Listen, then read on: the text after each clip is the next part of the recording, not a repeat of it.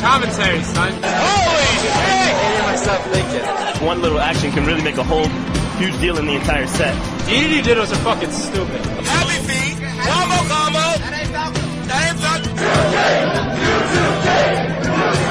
PC survives that attack. Both players are on their feet again to hit each other. Oh my god.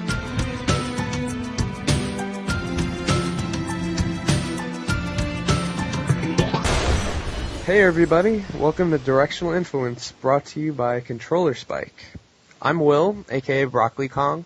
I'm a competitive Smash player here on the East Coast, and right here with me we have Dakota, aka Rapture. How are you doing? Hey everybody, how you doing? I'm doing great. I am doing great. Yeah, I am Rapture, aka Dakota from VVV Gaming.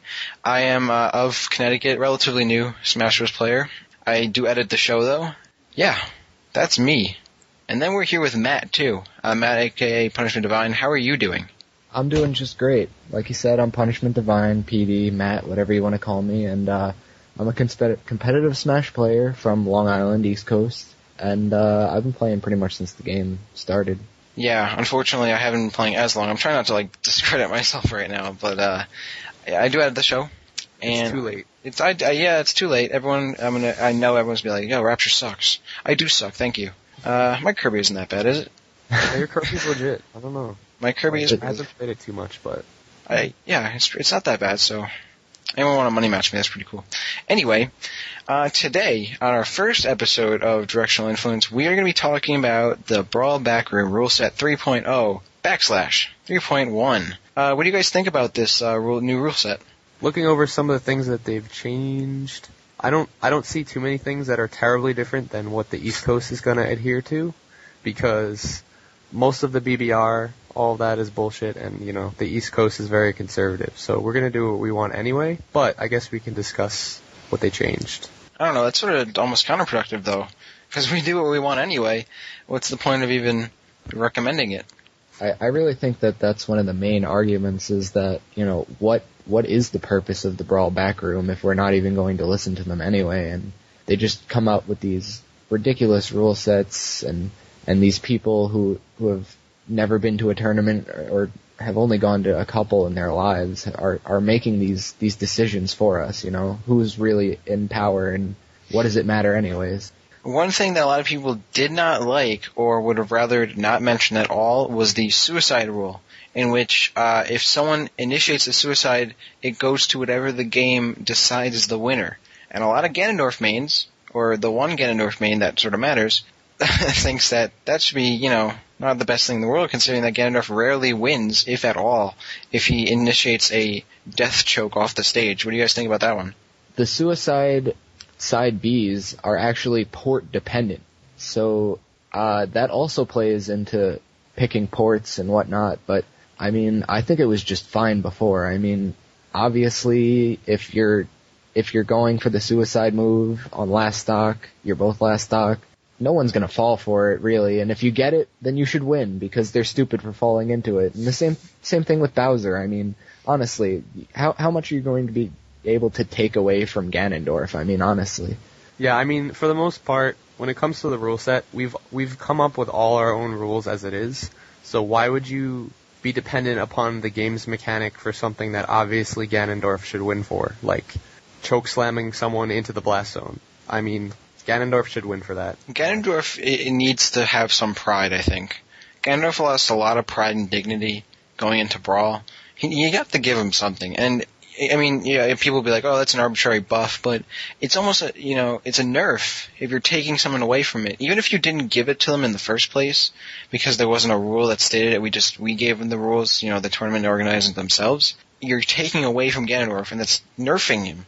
As much as Ganondorf sucks, and I'm not gonna praise him for being Ganondorf, you gotta give him something. If someone walks off the ledge into his side B, which is one of his only ways of recovering, you can't punish Ganondorf for trying to get back on the stage just because that's his only way to get back on. You're forcing a suicide, which I never think is the best way to decide a game. Also, when it comes to Bowser's Claw, how does that work if you were both at last stock? Is it if Bowser is at lower percent or higher percent that you can't DI at all and he controls it? I believe whoever has the lower percent decides which way you go. So if Bowser is winning, he can suicide you. And of course, it's probably easier if you're closer to the ledge. But I believe because Bowser can buffer jump off of it, you should be able to win anyway. You shouldn't stick in the whole side B anyways. You should be able to, buffer a jump and get out of it and still win. I think that's one of the crazy theories that people have, unless it's actually been proven. There have been theories that the blast zones are actually they're physical. There's rumors that there's physical and that Bowser can infinitely claw. You know how he can do the infinite jump with his But he could do it above the blast zone? Yeah, there's rumors that you can do that, and the same thing with Ganondorf's super jump, lots of things, and it was a whole big thread and a whole big hubbub was made over it, but... Was it video testing? No one really went into testing. I mean, that's kind of impossible to test. And Yeah. No, it's not. Just try it. Well, here's the thing, too, with Bowser is that I think even if you go through the attack, Bowser still gets the win on the game results screen. The fact that with Ganondorf he didn't a lot of the time, even though he initiates the attack, was the problem.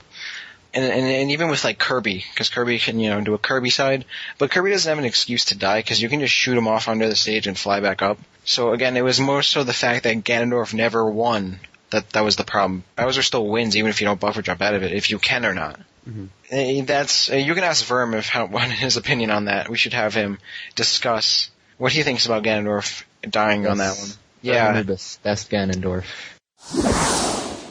The 3.0 rule set when that came out, and everyone remembers how everyone loved that one. They didn't change a lot, but one thing they did do with the stages is that they put them into groups, and they based it on how many stages you want on a stage list at your own tournament. So on starter and counter stages, for example, if you only want to run a 3-stage starter list, you would run Battlefield, Yoshi's Island, and Smashville. But if you want to do 5, you would add Lylat and Pokemon Stadium.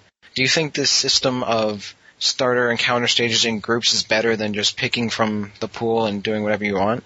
I mean, I kind of agree with the way that they're added, because they're starting off with the 3 pretty much most conservative starters, and then as you add 2 at a time, there are more stages that would be considered counter picks, in my opinion. And by the time you get down to Delfino and Halberd, obviously there's stage hazards and really gay things about the stage that people don't always want to deal with. So even for MLG, all 9 stages are always considered. I mean, it gives you kind of some leniency if you wanna play around with it. I don't know. I kind of like that. I like the mixing them into groups. However, I don't like the order that the groups are in. For instance, Pokemon Stadium and Lylat are not more neutral than FD. I mean, FD is not the most neutral stage, but Lylat and Pokemon Stadium can be extraordinarily difficult for some characters to overcome some matchups on. I mean, Snake on Pokemon Stadium is broken. Lylat doesn't benefit space animals as well, I've heard. Well, Wolf, at least. I mean... Sorry, Choice. Sorry for all 3 people who main Wolf in the United States, but... Oh well. I mean, even considering, I think Halberd is probably more neutral than Castle Siege, or maybe even Pokemon Stadium, looking at it. I mean, if you consider Yoshi's a neutral, then Halberd is sort of close to Yoshi's, with hazards and flying around, of course. I don't think Yoshi's that bad of a stage, to be honest. The only problem is the support ghost. If that wasn't random, because once it becomes random to the point you cannot really decide or determine when it's going to show up, then it's a problem. But if it showed up at specific intervals, I don't think that'd be that bad of a concept in the stage. Then you have the Shy Guys, which, if anyone complains about Shy Guys, by the way, you should just kill yourself. Shy Guys are amazing. You can, you refresh your moves on them. Hit them with your weak attacks. Yeah. And by the way, the support ghost is not random. You can actually call out to him, and we actually call him Roger. If you call out Roger or platform as you're falling, it actually comes and saves you. Really? 75% of the time. Do you have to have a microphone plugged into the TV to do this? Nope. Just the magic of the cards. You just have to believe. The Yoshi's gods. Support. I know you're gonna talk to a Ness or Lucas main. Oh my god, I messes up my recovery. Well, you're a Ness and Lucas. That brings me to a point. Should we have rules that, if it's if it like hurts a character that nobody really plays, should we matter? Like, does it matter if we nerf Ganondorf even though only one person plays Ganondorf? I don't think it's as much as no one plays this character as much as it is the greater good principle, which is if it's good for most of them, then it works. But so many people feel that though. Like, who cares if Wolf sucks on Lilat? We should be able to play on it anyway. I think, if anything, definitely shouldn't make rules, knowing that it's going to hurt a character badly. But does it hurt Wolf enough? Like, for example, does it hurt Wolf enough on Lilat to make Lilat less of a starter stage and put it on like the 7-star stage pack rather than putting it on the 5th group, like in the 5-stage group? Well, in my opinion, like, Wolf is just gonna strike that first. And like, you're gonna strike down a lot of stages anyway, so it's just having more of a selection and more variety is good in my opinion, because say, even if Wolf is like terrible on Lilat, if there was some character that was maybe worse than him, if there was one in the game, or if there's someone else, if who they personally have a disadvantage on that stage or they hate it completely, you have an option to keep it open just to, I don't know, it might help you out in the set. But like, for the most part, Wolf is just going to strike Lilat anyway, so it's not a disadvantage to Yeah, you know what? Fuck Wolf. Fuck Wolf. We're gonna. Yeah. Why are we talking about Wolf? Why are we talking about? We gave choices time. One thing I did want to point out while we're talking about this, they included on Counterpick Group 3 the following stages: Green's Distant Planet, Luigi's Mansion, Pirate Ship, Yoshi's Pipes, and Port Town Aerodive. Why exactly is Luigi's Mansion legal now? Can someone please answer that question? I don't want to take sides, and I don't think it's that great of a stage. I only like Luigi's Mansion because I can do a texture hack like a lot of people can and make it look like a gingerbread house. And I think that's make it like legal worthy. So, oh wow, I haven't even seen that. Yeah, it's great. It is great. I play on that stage just for that texture hack. That makes the stage legal. Gingerbread Mansion should be a legal stage, but Luigi's Mansion should not. I hate Yoshi's Island Pipes though. I hate that stage. It is just, I don't know what anyone thinks that stage is good. The blocks are stupid, and just like the music is just, I want to kill myself. I have to put in like some sort of rap music in there to like balance out the gayness. It's just terrible. I don't like that. Me and Matt actually tried playing on Yoshi's Island, like legit, and I don't know, man. Those blast zones, like they're right Lord. there. Like the edge of the screen is the blast zone. It's like, what the fuck? Yeah. One thing I did actually notice is that a lot of people were complaining about Pirate Stage because of rudder camping. I've never played on Pirate Ship or whatever the hell you want to call it, because I don't like that name, to know what like rudder camping really does in a match. Does anyone actually here experience rudder camping to the fact that you should ban that stage? Well, I think that Pirate Ship's problem is not just one thing. I think it's the entirety of the stage is pretty lame. I mean, between the bombs, the rudder camping, there's a wall when it lands on the rock, and I'm pretty sure there's a walk-off as well. Gravity gets screwed up when you get sent flying in the air. I mean, in general, the stage is just sort of random. I mean, although they may happen in synchronization or whatever, I mean, you can't really be prepared for everything at all times. I mean, and also there's the fact that certain characters are literally just broken in a stage which is made up of 90% water. The reason that I think Pirate Ship was originally banned, I think was proven by Ninja Link early on, probably around somewhere around 2008.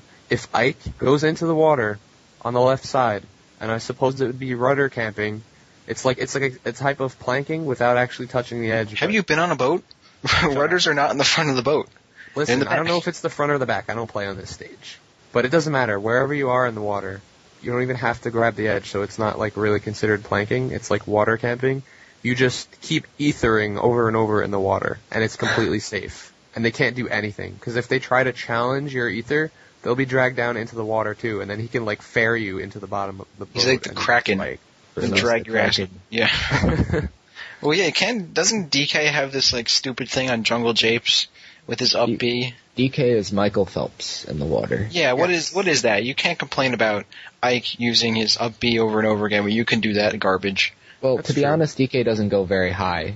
Ike goes high. and DK's up B doesn't drag you into the water with him, where Ike's moves are just devastating down there. At most, the most that DK can do is just kind of sit in the water. And even on Jungle Japes, I've tried it. Unless if you're very good at spacing it and staying away from the claptrap, you will get hit by the claptrap and you will die. You will die. The claptrap will kill you.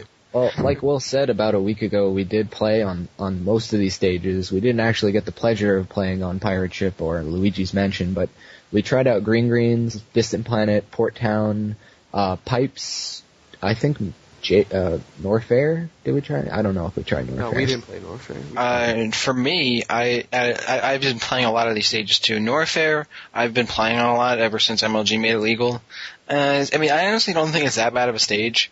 Maybe just because I love Metroid, I just want to play on Norfair. The lava I don't think is that big of a deal. It's just is the size almost. But I don't know, it's not that bad of a stage. My problems were with Yoshi's Pipes, Luigi's Mansion, Distant Planet. I just think is a terrible stage. Just how it's built. I don't like that stage at all. It's not even the walk-off either, or the circle camming. It's just a poorly built stage. It's not fit for competitive play at all. And then you got that stupid frog thing, wherever the fuck that is, that comes over and like barks at you.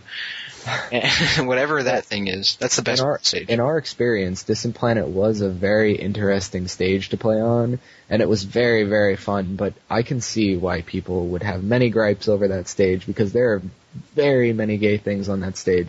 If you literally just like camp the like water part when the water's running down, it just seems broken. Like you can't get to any character that gets to the ledge first, it feels like. Unless you're probably Meta Knight, I guess. And then there is the walk-off, obviously, and that blast zone is just so short, and the Toad really isn't a problem, but the fact that he's there just makes the stage huge, and you can just run away infinitely, it feels like. The same thing goes for Norfair, I think. It's not the stage itself, it's the size of the stage. And the fact that you have so much room to move around. I think it's important to talk about Green Greens. Okay. Because Green Greens is, it's a stage legalized by MLG, which is a pretty big deal, as it's probably the most talked about stage on their stage list. And I do think that it can go either way, because Meta Knight can Scrooge on the stage, but then again, if he gets hit at 40, he dies. And Wario can plank on that stage, or not plank, but air plank. But then again, he dies really early, despite his weight.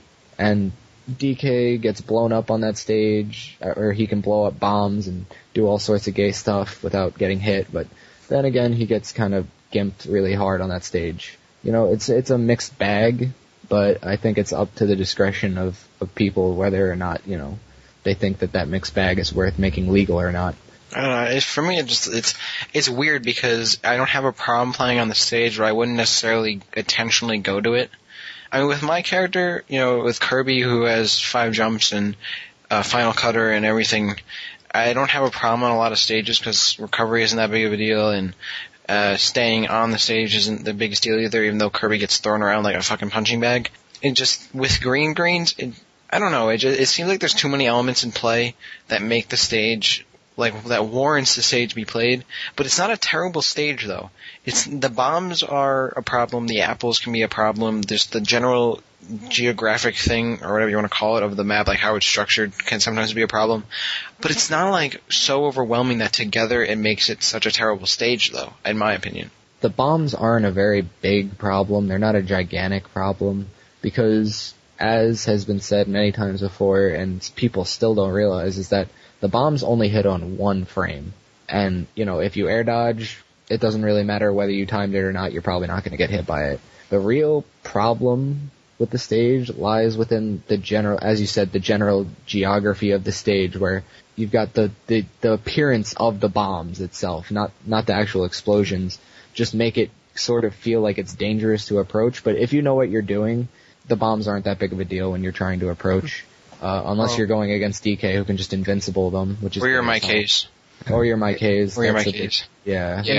In my opinion, being the main of a character who gets chain grabbed to hell, I think that the fact that the stage has 4 walls, in essence, when the blocks are there, which, by the way, you can hit and prevent the fact that there's going to be a wall there, but the fact that there is a possibility of having 4 walls on this stage, and they're actually, the main enclosed area. If you're standing in the middle and you're fighting King Dedede, it's not pretty if you get grabbed. It's pretty much a stock. If you're a chain grabbable character, you have to play campy.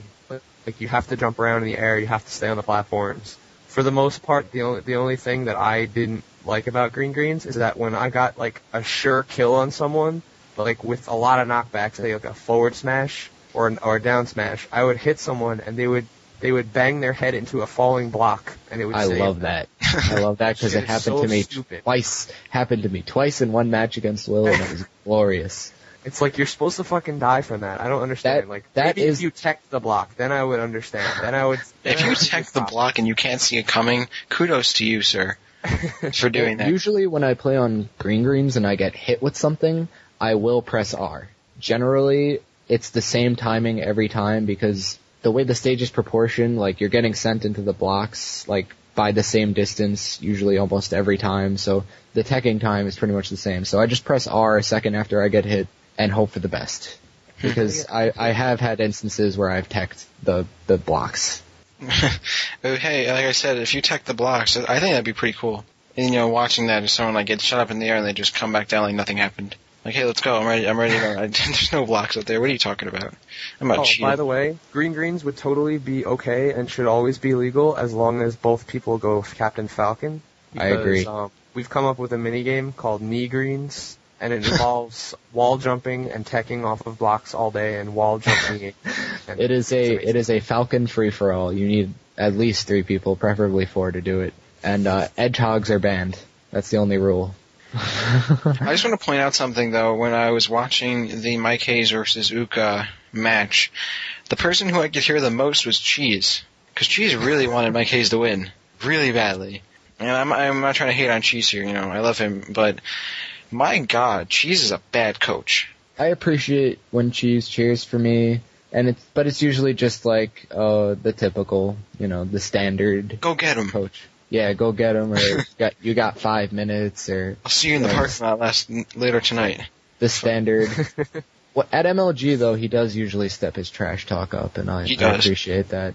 However, as you mentioned, Mike Hayes versus Ook, I think that Mike Hayes played so poorly that match. Like, I don't know. Does he play even use King Dedede? It's like a tertiary for him.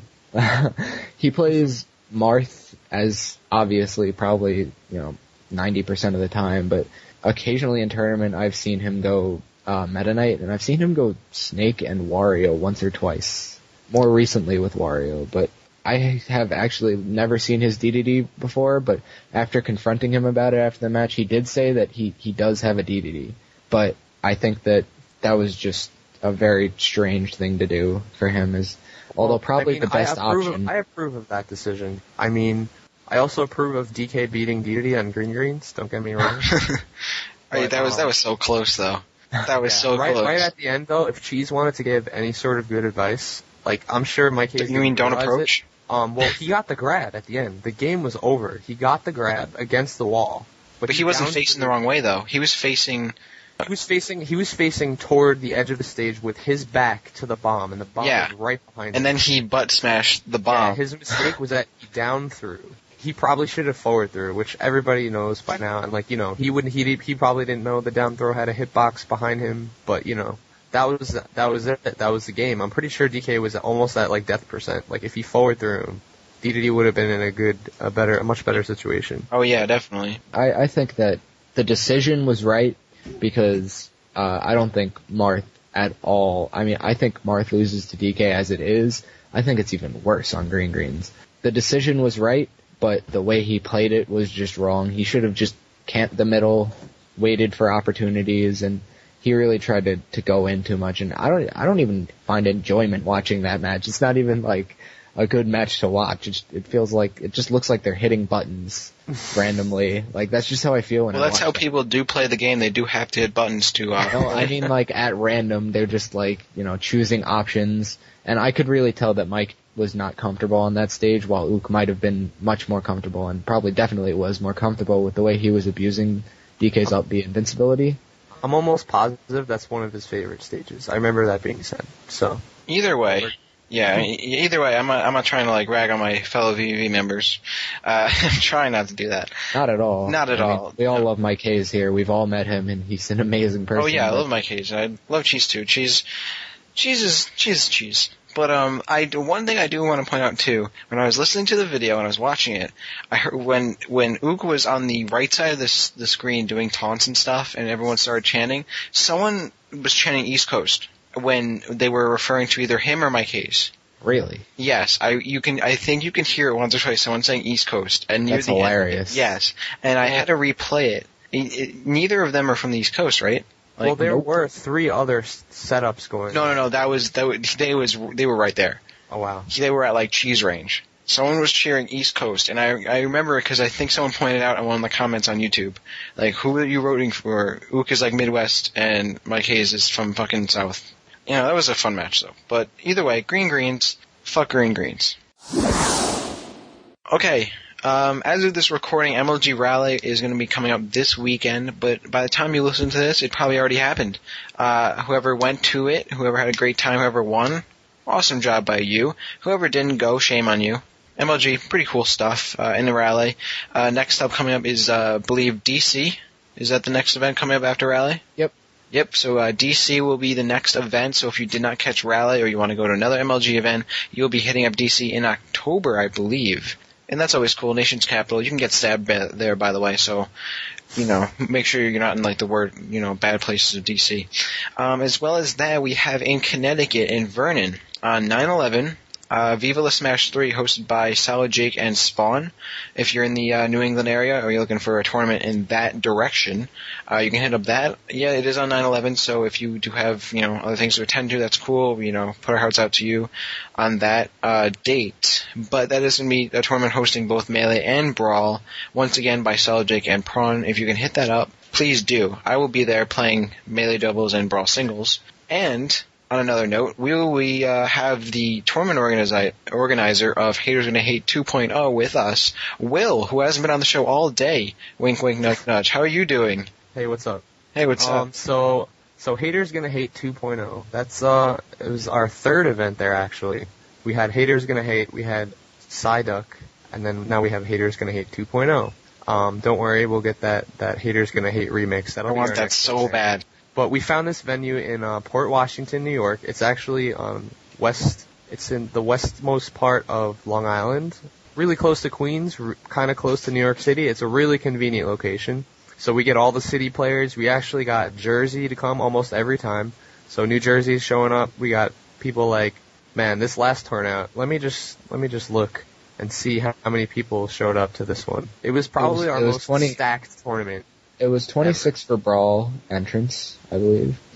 26 Brawl, probably, what was it, like 5 Melee or some Those Melee players. We had 12 for Melee singles. Which is much For Brawl doubles, we actually had 12 teams. And for Brawl singles, we had 26 entrants, and man, was it stacked. Because we had pretty much the top players from New York and New Jersey show up. We had players like ADHD, Anti, Atomisk. We had DeBuzz there.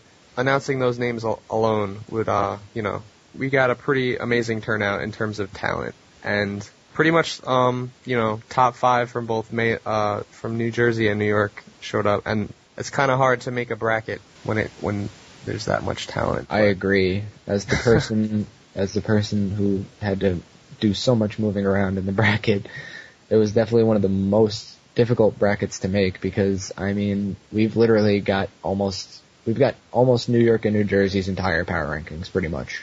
Almost. Just telling you people like Zuko got 13th, that's telling you a lot about how stacked this tournament was. We actually heard from Cheese himself that he just came back from, the West Coast. He just went to SuperCon, and he's like, this tournament is harder than SuperCon. This is a local, and SuperCon was intended to be a national, probably had like a regional showing, but that just tells you how good New York, New Jersey is. And yes, that is regional bias, but you know what? I think we're the top 2 regions, along with SoCal. We're right up there with them, so. Yeah, I would normally disagree with you guys on the state bias, but Connecticut is probably one of the worst states to ever live in. Like, if you have the option to live in Connecticut, Just don't go. And I'm not like trying to offend anyone who lives in Connecticut. There's a lot of cool people who do. But it's like if the United States want to get rid of some states, I would throw on the block Kansas, Idaho, and fucking Connecticut. It is such a useless state. It is just dumb. It's a dumb state.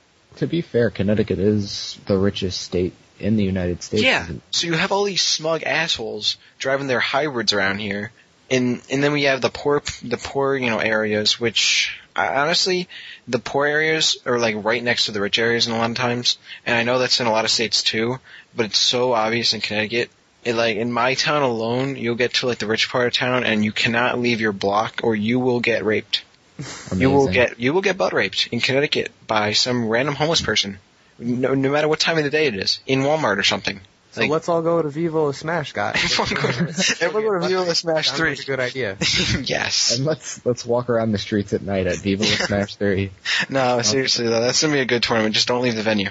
I've never actually been to Vernon though, so I don't know. I'm in Northwest, which is woods. So the most I have to worry about is like a bear or a rabbit or something. To be fair, we do have in New Jersey the PSI venue, which is infamous for having odd people walking around outside at night that have scared many people from going outside. I mean, just ask Zuko about it. He'll tell you all about crazy homeless people approaching him in the middle of the night. Yeah, Long Island's pretty crazy too. When I lived on Long Island, we challenged a bunch of people who were of the non-white descent who were to dodgeball for some reason. And when we were beating them, like, alright, if you think someone's in a gang or something, don't challenge them to a sport and then beat them. Just don't do it. Like, you will get your bike stolen and something, because that was a sad day in Long Island for me. I lost my bike to a dodgeball game. Fair enough, though, we did win by a large amount of, points. But don't leave the venue in Bergen. Just don't. To be fair, it's the same thing in Smash. I mean, honestly, if I ever had to play rookie in tournament, I'd be scared, because if I won, then he'd try to kill me. But if I lost, I'd get sent to the losers bracket. Yeah, I mean, because getting sent to the losers bracket is definitely not as cool as dying. They could tell a cool story at your funeral. I mean, at least you won that tournament set, and they can say that about you at your funeral. He died with pride. I know Will can't say anything because he goes out and kills people. In fact, Will, someone with his name, strangled a bitch, talking down to him, and strangled her. It's like, hey, are you the broccoli Kong? No, strangles. And then I'm actually not even sure if I'm related to that guy or not. I should probably check that out. Imagine he was at a family reunion or something, and I saw him there, and that's all. I didn't even call him by Will. I called him the Broccoli Kong because I knew. I think probably ignore you because I don't really answer to that. I only made that tag for MLG because obviously Will is going to be taken on MLGpro.com. I don't know. That's the only reason. And knowing those people, they'd be like XIX 3000 Will, XIX backspace something. That just from that. Dark Meta Knight Master Will. The Port Washington venue that we had, though, that place is a really, really nice town. You could walk around wherever. You're not going to get, raped or anything. We had a subway right across the street. Everyone had a lot of fun. So everybody come to the next Haters Gonna Hate. I don't know when it's going to be, but it'll be posted up. And it will be called Haters Gonna Hate Remix. Yes, it will be. Okay, cool. By my request. There were 26 shippos at this tournament. Really? And, in fact, Shippo's cat outplaced him. Wow. That's Shippo's impressive. cat actually won the tournament. But, no, I think it was 25 Shippos. Swain had us leave him as Swain because he had no idea who Shippo was and he didn't want to be associated with him. So. Oh, that's not fair. For that, you should change him to Shippo, the Shippoest of Shippos. Didn't you guys go to kindergarten? You're not supposed to exclude people? Assholes. Yeah. Yeah, fuck you, Will. Dumbass. Whatever. He was being a dick about it. I don't give a shit. He was cool. He paid me for running the tournament, no Johns. Taking money from people. Fucking man whore. That ass. Also known as Peach's Side B. Peach's Side B. Also known as every Peach main we know that is a female. We refer to as that ass. That's it. For the most part. No, it's pretty much every time the Smasher sees a girl in the Smash community at a tournament, like for some reason you'll hear someone in the background be like, "That ass." Like, it's pretty much a tradition. I don't know. I heard someone say that once to an old lady, and that ass, and it was really like a saggy ass. And that's not cool. No one do that, please. Just don't do that. It makes the whole situation very awkward. That wrinkly ass. That granny. I don't know how to respond to that, actually. Shut you up right there. Big Blue should be legal. A money match me on Big Blue, I will win. Do it. What do you I think? wholeheartedly agree. There we go. See, I think Big Blue is a great stage. It has a nice ship on it, which has custom bedrooms and a bathroom and Captain Falcon rides in it. And then the little cars, well, everyone calls them cars really, but they're like really sort of ships or whatever. And then the nice platforms. It's a very nice locale. I would go there for vacation. Well, Spear Pillar. Fuck Spear. No, shut up. Fuck Spear Pillar. I know a thing or two about Spear Pillar. Spear. Let me tell you that it is probably the funnest stage to play on in this game because you can tech everything.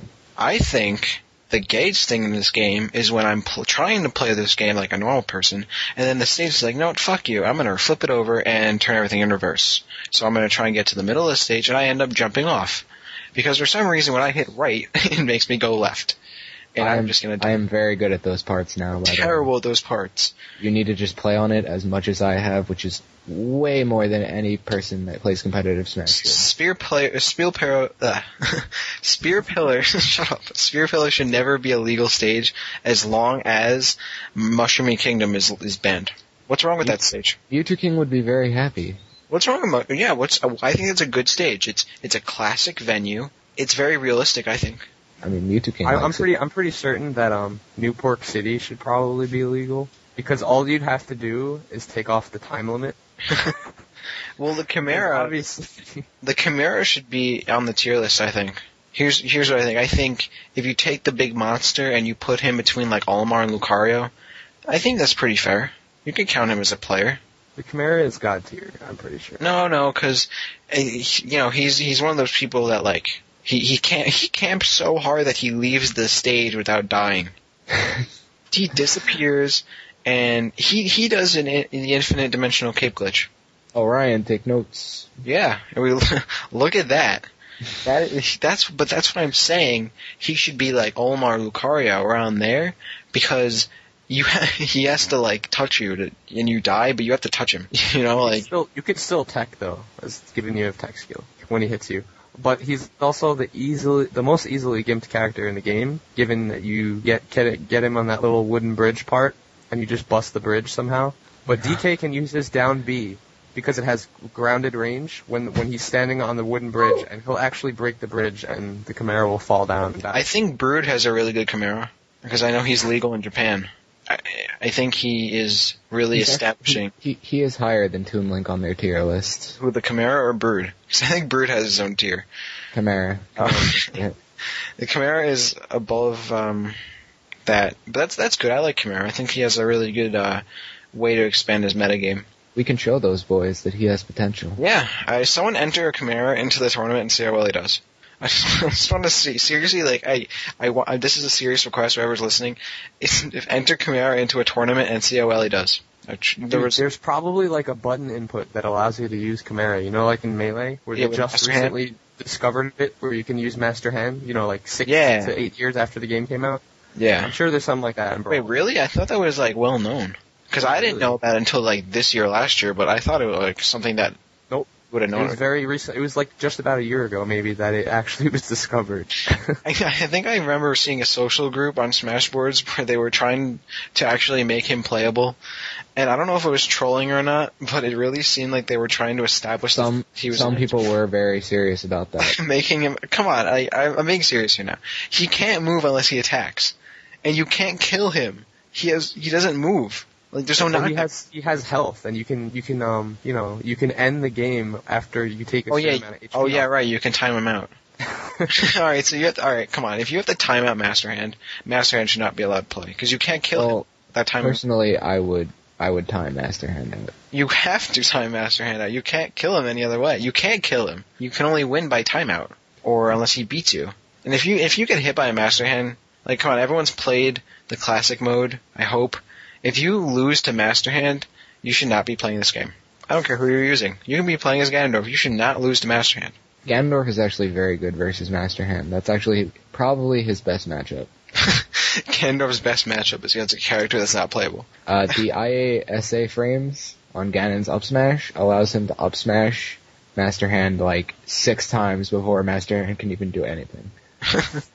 And you know what I think is a good character too is Donkey Kong on 75 meters. Well, that's just not fair. He's better than your Donkey Kong, Will. Yeah, he throws sprints at people. He doesn't give a fuck. He's so good. He comes out of the background. He's like, I'm not sure where the barrels are at, but I don't know. Don't the barrels come off the side like they just appear? Yeah, he's secretly chucking those. The Donkey Kong you see is a facade, obviously, and the real Donkey Kong is in hiding. No, I think it's Mewtwo. I think that's how they put Mewtwo in the game. Mewtwo dresses up as Donkey Kong and he moves the barrels with his mind and shit. So there you go, there's Mewtwo. He's in Brawl. You just can't see him. Okay, that brings us to the end of the show, unfortunately. Sad face. But with that, every week we're always going to give thanks to Crash behind the Gamers Garage and ControllerSpike.com. Thanks for hosting the show. Great, give us the opportunity for being able to host this show. As always, we're going to thank the Smash community for listening, being part of Smash, contributing to what is, I personally think, a really great game, even though it really is just a party platformer with Meta Knight. Obviously, stop over at our Facebook, MySpace, and Twitter pages where you can learn more information about the show and the rest of the other shows. And speaking of which, listen to those other shows. We got some great shows like Gamers Garage and The Losers Bracket. And if you would like to be on the show, please hit us up. We love guests. We're going to keep having guests on this show. Even though we didn't have one today, we're going to have guests on the show all the fucking time. So if you want to be on the show, hit us up. And if you want to give us feedback, you can call our voicemail at 206-350-7352 with a real phone, not one that you stole from some homeless person at Walmart. Thanks for listening. We'll see you next week with episode 2 of Directional Influence.